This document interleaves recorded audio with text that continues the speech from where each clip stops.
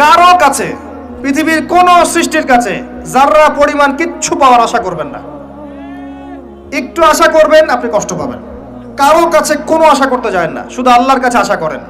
সমস্ত কাজের প্রতিদান আল্লাহর কাছে চান, পরকালে আপনি সুখে থাকবেন ইনশাআল্লাহ। শেষ হাসি আপনি হাসবেন ইনশাআল্লাহ। এছাড়া আমি কোনো সলিউশন দেখি না ভাই। আমি কলিজা থেকে কথাগুলো বললাম আপনাকে, আর যে কথা কলিজা থেকে বের হয় সেই কথা আপনার কলিজার মধ্যে আঘাত করবে ইনশাআল্লাহ। সব কাজ শুধু আল্লাহর জন্য করেন, কেউ আপনার আপন না। আল্লাহ ছাড়া কেউ আপনার আপন নয়। আপনি ভুল করবেন যদি আপনি অন্য কাউকে আপন মনে করেন। আপনার পলিটিক্যাল লিডার, আপনার প্রশাসনের স্যার, আপনার পরিবারের স্ত্রী, আপনার সন্তান, হাবি হাবি যা যা আছে, যদি মনে করেন আমার আপনজন, আপনি ভুল করবেন। সবাই সবার স্বার্থ চেনে, সবাই সবার স্বার্থ চেনে। শুধু আল্লাহ আপনাকে নিঃস্বার্থভাবে ভালোবাসেন। আল্লাহ পাক স্বার্থ চান না। সারাটা জীবন পাপ করে থাকলেও একটা বার দাঁড়িয়ে খালি বলেন আল্লাহ আস্তাগফিরুল্লাহ ওয়া আতুবু ইলাইহি। মন থেকে বলেন আল্লাহ আমি ভুল করেছি, আল্লাহ আমাকে মাফ করে দাও। এক মুহূর্তের মধ্যে আল্লাহ পাক আপনার সমস্ত গুনাহগুলোকে নেকিতে পরিবর্তন করে দিবেন ইনশাআল্লাহ। আল্লাহ ছাড়া কেউ নাই আপন। আল্লাহর জন্য খালেস করে ফেলেন নিজেকে, তার দিনের জন্য চেষ্টা করেন। তার দিন আজকে অবহেলিত, তার দিন আজকে অপদস্থ। সারা বিশ্বের বুকে আজকে মুসলিমরা নির্যাতিত, নিপীড়িত। দিনকে এগিয়ে নেওয়ার জন্য কিছু করেন। আপনার ক্ষুদ্র ক্ষুদ্র প্রচেষ্টা ইনশাআল্লাহ আগামী দিন ইসলামের বড় বিজয় নিয়ে আসবে।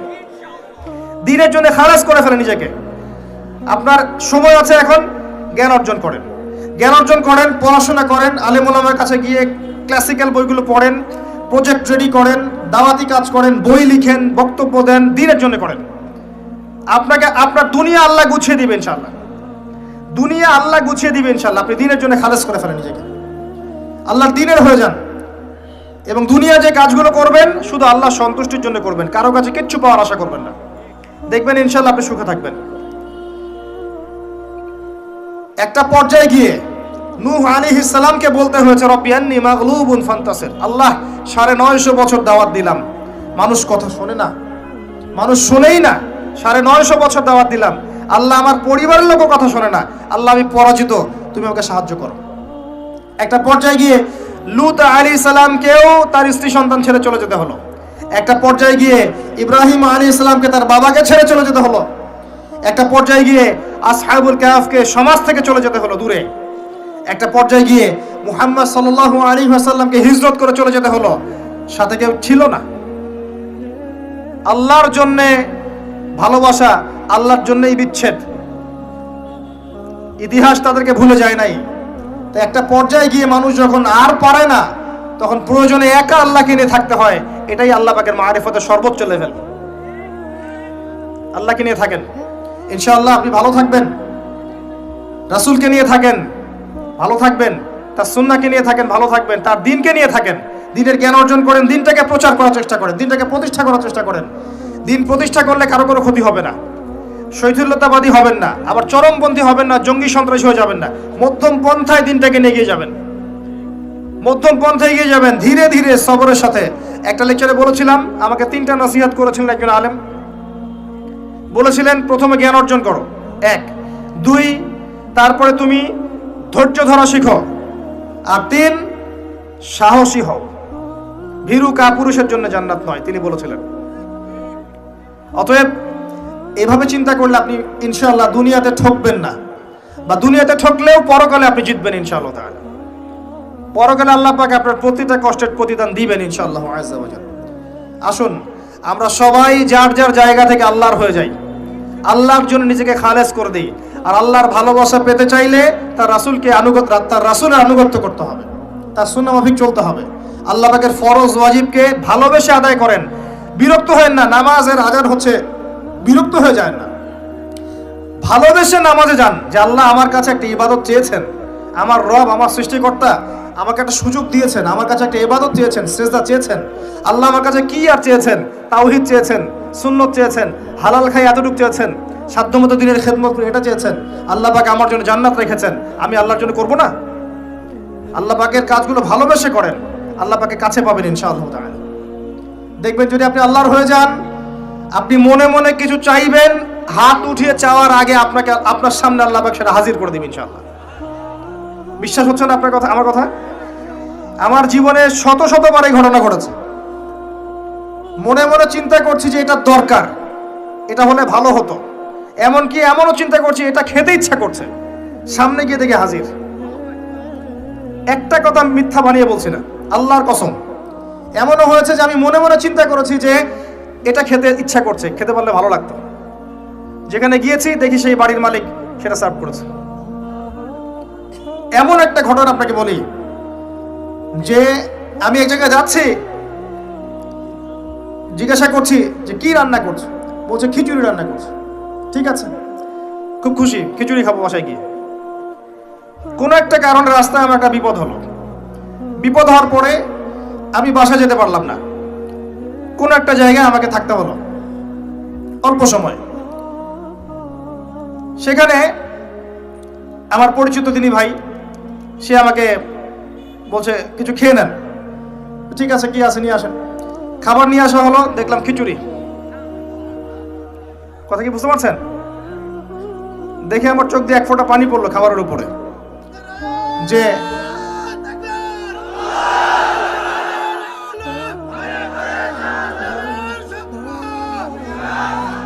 দাঁড়ান, আল্লাহ পাক এতই কাছে, এতই কাছে। যদি আপনি আল্লাহর হয়ে যান, আল্লাহর জন্য খালেস করে ফেলেন নিজেকে, আপনি দেখবেন আপনি যা চাচ্ছেন আল্লাহ পাক আপনার মনের কথা শুনে নেবেন, আপনার সামনে হাজির করে দিবেন ইনশাআল্লাহ। কিচ্ছু ভাববেন না, আল্লাহকে ছাড়া কোনো দিকে ভাবার দরকার নাই। আল্লাহর দিন আজকে একটা চরম অবমাননাকর জায়গার মধ্যে আছে, আপনি বুঝতে পারছেন না। দুই চোখ দিয়ে দেখেন, সারা বিশ্বের প্রেক্ষাপটের সাথে মুসলিমদের অবস্থা মেলান, দেখবেন আমরা আর সে আগের জায়গায় নাই। আমাদের অবস্থা এখন ভালো নয়, প্রত্যেকটা দিক থেকেই ভালো নয়। ধর্মের ক্ষেত্রে না, ইকোনমিক্সে না, পলিটিক্সে না, জিও পলিটিক্সে না, সোশ্যালি না, সংস্কৃতিতে না, কোনো ক্ষেত্রেই নাই। আমরা সে আগের জায়গায় নাই এখন আর। এই জায়গায় রিগেইন করতে হলে আমাদেরকে বেসিক কাজগুলো করতে হবে। আবার নামাজি হতে হবে, আমাদেরকে আবার রোজা রাখতে হবে, আবার দিনের খেদমতের চেষ্টা করতে হবে, কোরআন শিখতে হবে, আবারও সুন্নায় ফিরে আসতে হবে। ইনশাআল্লাহ তাআলা দেখবেন আস্তে আস্তে আস্তে আস্তে এমন প্রজন্ম গড়ে উঠবে যারা ইসলামের পতাকা নিয়ে সামনে এগিয়ে যাবে ইনশাআল্লাহ। আসেন, আপনাকে আমি পারিবারিক বিষয়গুলো আর বেশি বলতে চাচ্ছি না আজকে। আর একদিন ইনশাআল্লাহ আমি টোটাল লেকচারটাই আদর্শ ইসলামিক পরিবার এবং সমকালীন ফিতনাগুলোর উপর দিব ইনশাআল্লাহ। সামনে যান, ফিতনা আপনার অর্থনীতির মধ্যেও আছে। খুব কম মানুষ আছে আমাদের এখানে যারা অর্থনৈতিক জীবনে হালাল খাচ্ছে, ম্যাক্সিমাম সুদ খাচ্ছে। অনেকেই ঘুষ খাচ্ছি আমরা, অনেকেই দুর্নীতি করছি, অনেকে ঠকবাজি করছি, অনেকে মানুষের হক নষ্ট করছি, করছি না? কারো রিজিকে যদি একটা টাকা এরকম হারাম চলে আসে, এই রিজিক দিয়ে আল্লাহর ইবাদত করলে ইবাদত কবুল হবে না। খুব সাবধান। নবীজি আগেই বলেছিলেন সাল্লাল্লাহু আলাইহি ওয়াসাল্লাম, যে সুদ খায়, যে সুদ দেয়, যে সাক্ষী থাকে, যে লিখে রাখে, সবাই সমান অপরাধী।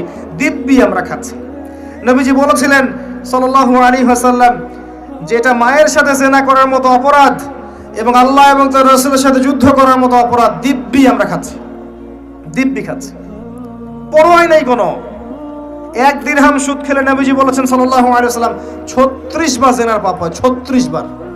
দিব্যি খাচ্ছি, কোনো পরোয়া নাই। তবে আলহামদুলিল্লাহ এখন এই কথাগুলো শুনে অনেক মানুষ সুদি কারবার থেকে সরে এসেছেন, আমি জানি। আমি দোয়া করি মন থেকে আল্লাহ পাক তাদেরকে বেহিসাব রিজিক দান করুন। রিজিকের মালিক কে ভাই? আমি যদি মনে করি যে আমি সুদি কারবার না ছাড়লে আমার রিজিক কমে যাবে, তাহলে আমি মনে করছি রিজিকের মালিক আমি নিজেই, তাই নয় কি? আল্লাহর উপর তাওয়াক্কুল করে ছেড়ে দিয়ে দেখেন, আল্লাহ পাক আপনার জন্য আসমান জমিনের বরকতের দরজা খুলে দেবেন ইনশাআল্লাহ। বিশ্বাস করছেন না আমার কথা? রিজিক কার হাতে? সমুদ্রের নিচে কোটি কোটি মাখলুক আছে, কে খাওয়ায়? এই জমিনের উপরে কোটি কোটি কীটপতঙ্গ আছে, কে খাওয়ায়? আপনি কি 10টা হাতির দায়িত্ব নিতে পারবেন? এই শত শত হাতিকে কে খাওয়ায়? গবাদি পশুকে কে খাওয়ায়? জীবজন্তুকে কে খাওয়ায়? এই পৃথিবীতে কোনো মানুষ না খেয়ে মারা যেত না যদি তারা আল্লাহর বিধান অনুযায়ী অর্থনৈতিক জীবন পরিচালিত করত। যদি ওরা সুদ না খেত, সুদ খাওয়ার পর রিজিক কমে গেছে, আর তারা যদি যাকাতটা ঠিক মতো দিত, তাহলে দেখতেন দারিদ্রতা বলে কিছু থাকতো না। ধনী গরিব থাকতো, কিন্তু সবাই একটা সাম্যাবস্থায় থাকতো, কেউ একেবারে নিষ্পেষিত হতো না। কারণ যাকাত এবং ব্যবসার মধ্য দিয়ে টাকা পয়সা ঘুরতে থাকে, এক হাত থেকে আরেক হাতে যেতে থাকে।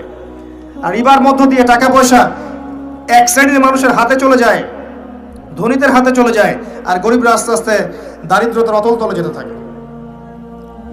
আপনার অর্থনৈতিক জীবন ঠিক নাই, দেখবেন এখানে ফিতনার শেষ নাই। অন্যদিকে আসেন, আপনি সামাজিকভাবে দেখেন, সামাজিক জীবনে ফিতনার শেষ নাই। খেয়াল করে দেখেন আত্মীয়তার সম্পর্কগুলো নষ্ট হয়ে যাচ্ছে।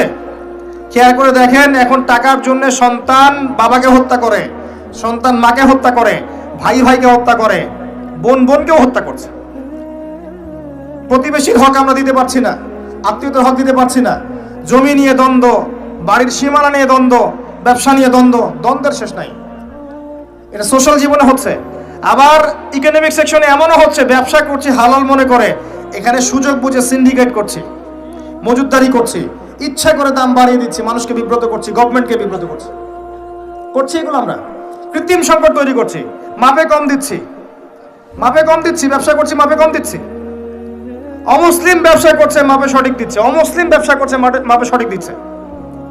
অমুসলিম ব্যবসায়ী সিন্ডিকেট করছে না, একজন হিন্দু ব্যবসায়ী আল্লাহ পাক তাকে হেদায়েত করুক, সে মাপে কম দিচ্ছে না, সিন্ডিকেট করছে না, কৃত্রিম সংকট তৈরি করছে না, মুসলিমরা করছে। রমজান মাসকে কেন্দ্র করে মুসলিমরা ব্যবসা করে নিচ্ছে, সুবহানাল্লাহ। আর মানুষ সামান্য নিত্য প্রয়োজনীয় দ্রব্যের জন্য ট্রাকের পিছনে দৌড় দিচ্ছে। কি একটা দৃশ্য, সুবহানাল্লাহ। এর ফলাফল আপনি পাবেন, মানুষের হক নষ্ট করার ফলাফল পাবেন। কিয়ামতের মাঠে এর বিচার না করে আল্লাহ পাক ছাড়বেন না।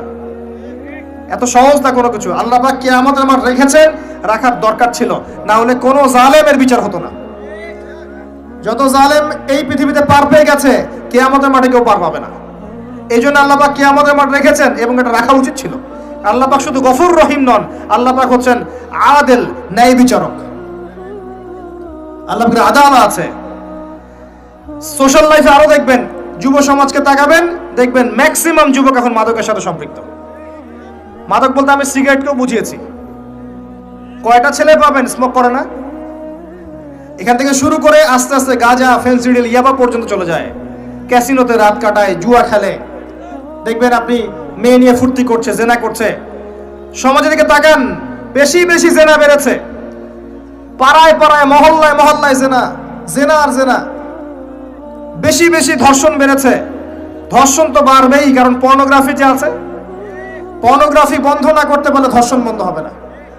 পর্ন ফ্রি অ্যাক্সেস, সবাই মোবাইলের মধ্যে পর্ন দেখতে পারে। যে কেউ বাসায় যাবে, দরজা বন্ধ করবে, রাত্রেবেলা শুয়ে পর্ন দেখবে, যে কেউ পারবে, কেউ বাধা দেওয়ার নাই। আর মনের মধ্যে তো আল্লাহর ভয় নাই, নামাজ রোজা হজ জাকাত তো নাই। পর্ন দেখবে, ভিতর থেকে পশু হয়ে যাবে। তখন একটা মেয়েকে তার কাছে মেয়ে মনে হবে না, গোশতের টুকরা মনে হবে। জি, যে ব্যক্তি পর্নাসক্ত, তার কাছে একটা মেয়েকে মেয়ে মনে হয় না, তার কাছে একটা মেয়েকে সম্মান দেওয়ার মানসিকতা থাকে না। তার কাছে একটা মেয়েকে মনে হয় একটা মাংসের বা গোশতের টুকরা, একে ভোগ করতে হবে, এতটুকু মনে হয়। একটা বাচ্চা মেয়েকে সে আদর করে কোলে নিতে পারবে না, তার কাছে মনে হবে এই মেয়েটাকেও পেলে ধর্ষণ করে ফেলবো।